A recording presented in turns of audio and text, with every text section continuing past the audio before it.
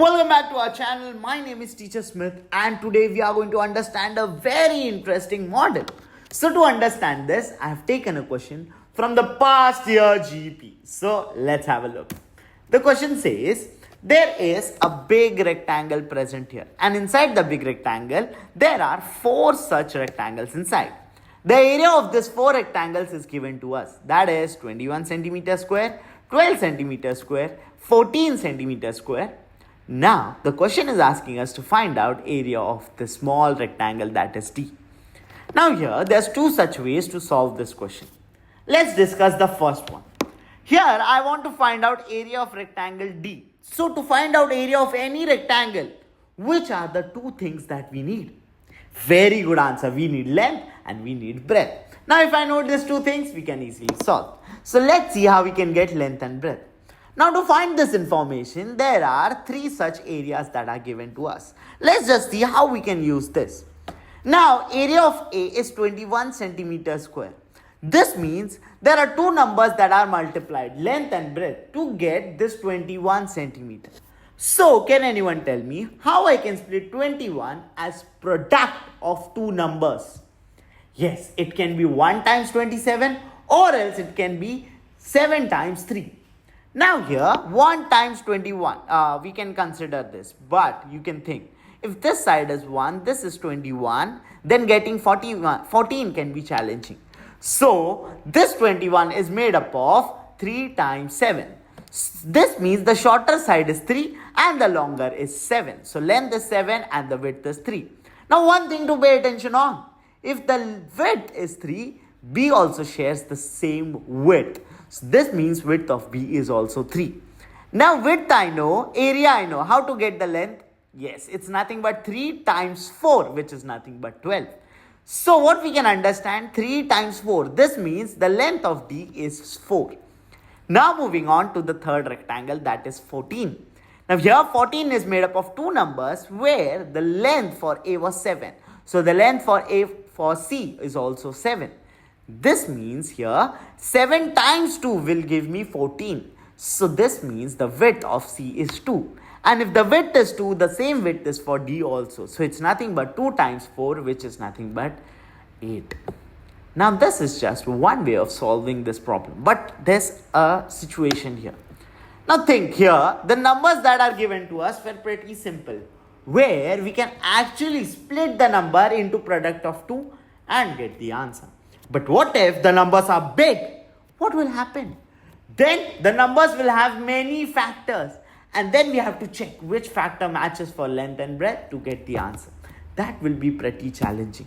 So let's see how we can get the area of D by using these 3 areas that are present.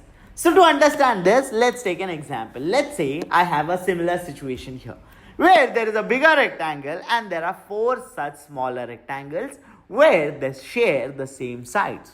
Now what do I mean by same sides? You can see between A and B, the width is the same. Between A and C, the length is the same. Between B and D also, the length is same, and C and D, the width is same. So let's say if there are some values that are given. The width of A is 5, length is 3. Here the length of B is nothing but 7. Now regarding C, the width is 2. Now, I need to see what is the relation of the areas that are present inside these 4 rectangles. So, what I am going to do now, first we'll check what is the area of A present. Now, how to calculate area of A? Yes, it's nothing but 5 times 3. So, I'll write down S of A. S represents area of A is nothing but 5 times 3. Now, moving on to the next rectangle, that is B. How to calculate this area? Yes, we know the length is 7. And the width is similar to A, that is 5. So here I can write down 7 times 5. So area of B is 5 times 7. Now moving on to C. Area is nothing but, we know width is 2, length is 3, it's 2 times 3. Now moving on to the last rectangle, that is D, which is nothing but 2 is the width, 7 is the length, 2 times 7. Now let's see what is the relation between these 4 areas. Now if I pay attention to the values here, we can see here it's 5 and 5, which is same, and here it's 2 and 2, which is same. Now, if I multiply area of A with area of D, what do we get? Let's write it down here. Area of A multiplied with area of D. And the remaining two areas, let's say if I multiply, that is area of B multiplied with area of C, what we can get. Now what is area of A? We got that as 5 times 3. So I'll write down 5 times 3. Area of D was nothing but 2 times 7. And then moving on to B, which is nothing but 5 times 7. And then lastly area of C, I'll substitute the value, that is 2 times 3. Now class, there's one thing to pay attention on. On the left side, we can see it's 2, 3, 5 and 7. The product of these 4 numbers. On the right, what we can observe? Yes, it's the same. So what we can observe, 2, 3, 5, 7 is same on left side, on right side. So what I can say about the product of the numbers? Yes, they are equal. So I'll put an equal sign in the middle. So this means if these numbers are equal, the areas of these two products are also equal. So this means there's one thing to pay attention on. Area of A, when it's multiplied with area of D, these two rectangles, is equal to area of B multiplied with area of C. It's just like a cross that we can observe. So what we can understand from this? Here we can understand when I multiply these two rectangles which are opposite, we can say the areas are equal. And this model is called as Tian model. So what does Tian model says? First, we need to understand when we have to use Tian model. Whenever there is a rectangle, there's a big rectangle. And inside the big rectangle, there are small rectangles which share the same side. So I'll write down a figure made up of 4 or more rectangles which share common sides. Then I can say the product of areas of two opposite rectangles are equal.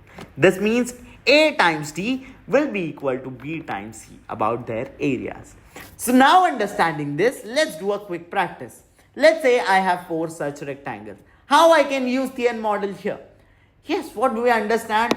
The area of this 16, area of this 20, area of this 12 and area of this 15 is present. So if I multiply 16 and 15 here, this two product, that is A times D, will be equal to B times C that is present. So if I substitute 16 times 15 should be equal to 20 times 12. And is it equal? Yes, these two products, 20 times 12 is nothing but 240 and 16 times 15 is also 240. So these numbers are equal. So this is how we can equate to find out if there is any missing information given to us in the question. Now moving back to our question. Here in our question we already know the areas, that is 21, 12, 14 and then D is question mark.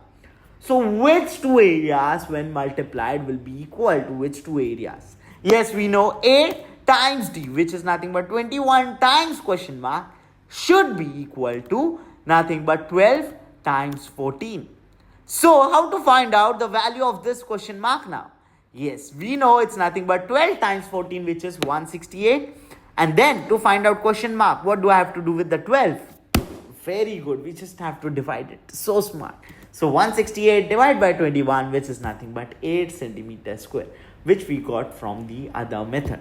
So what we can understand from this question? We can understand in order to find out the area, missing areas, if the rectangles share the same common side, then we can multiply the two opposite rectangles area in order to get the missing areas.